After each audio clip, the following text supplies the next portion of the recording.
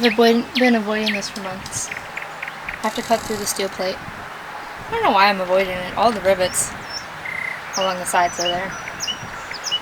This feels like a much bigger deal though, for whatever reason, just to put a hole in it. I'm deep into renovating this 1975 Airstream, and at this point, I'm putting holes in the Airstream, which is something I never thought I'd say.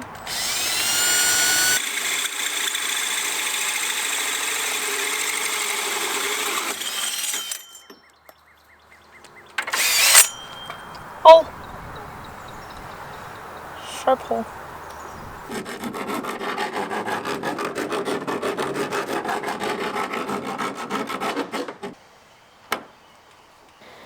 Now that I know this fits, I need to get it wired.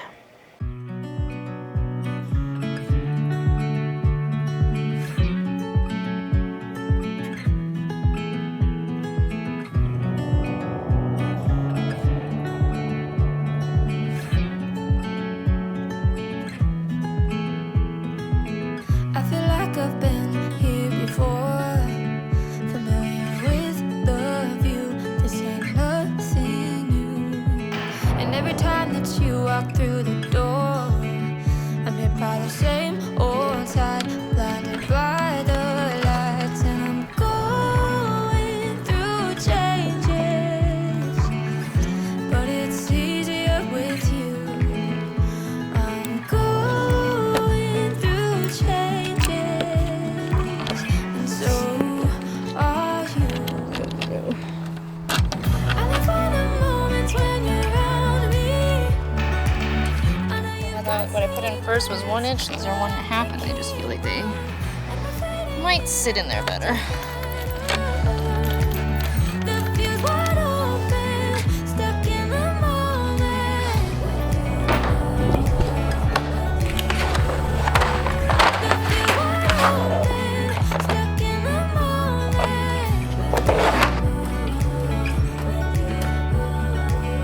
The fuse wide open, stuck in the moment. When I'm with you, I am not myself. Looking at the best in me, the side of you can see, and I don't need any. It's in.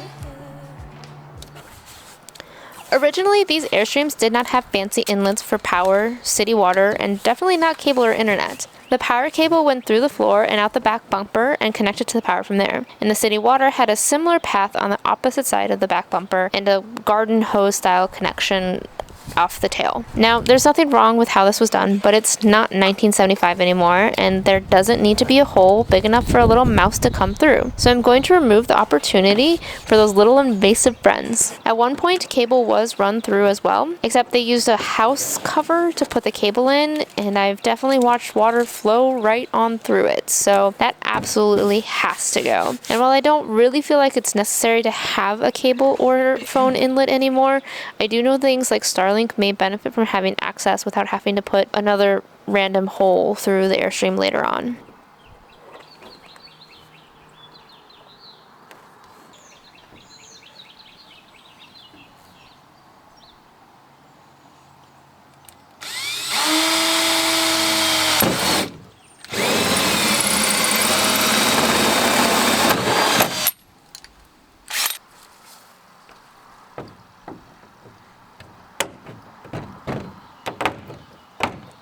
As I was doing this, I knew it wouldn't look clean using these, so I tried a different pair, and it still didn't work. That's not gonna work.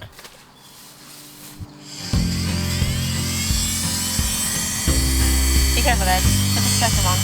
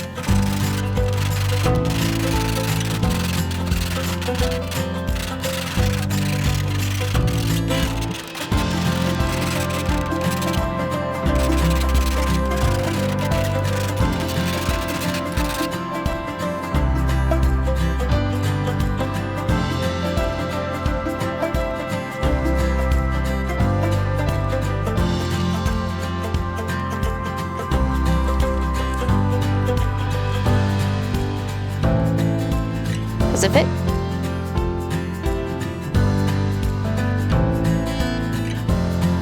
Nope. How about now? No.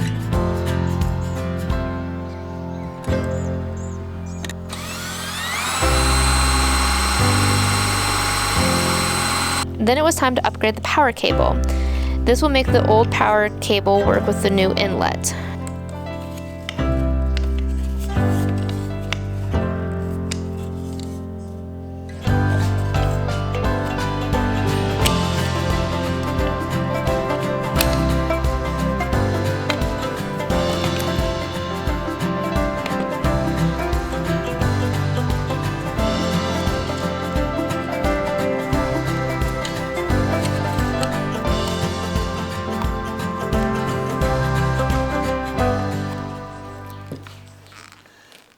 The directions were literally soap up this little white tube and put it over the cable and then shove this black and orange section over.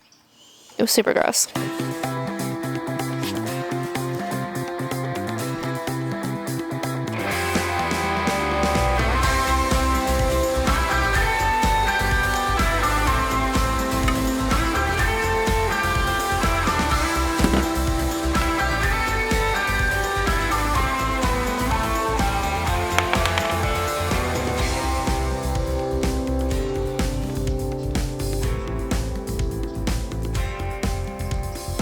Now I'm trying to decide if I should cut these, as the process of getting them through wasn't very kind.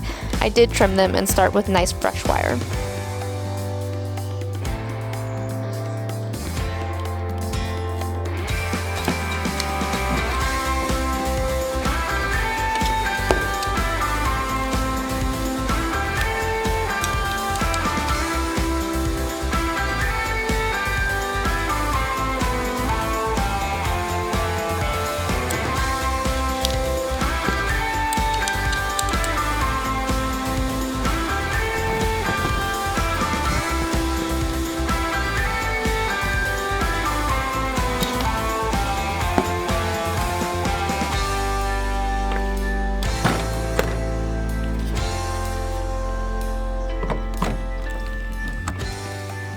Ooh. Oh.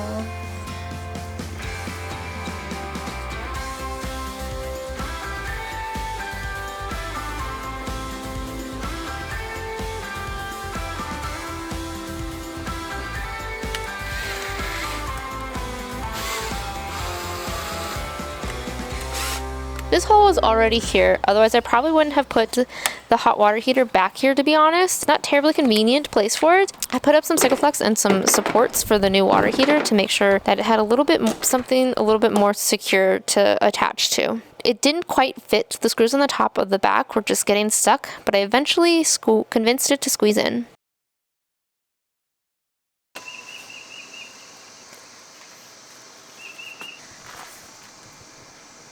Lastly, this is a new hole. Someone had mentioned about adding an outdoor shower, and I didn't initially see the benefits until we got to talking about cleaning up after a dog or after a muddy walk, and those are all very valid reasons why I would actually use the outdoor shower, so here it is.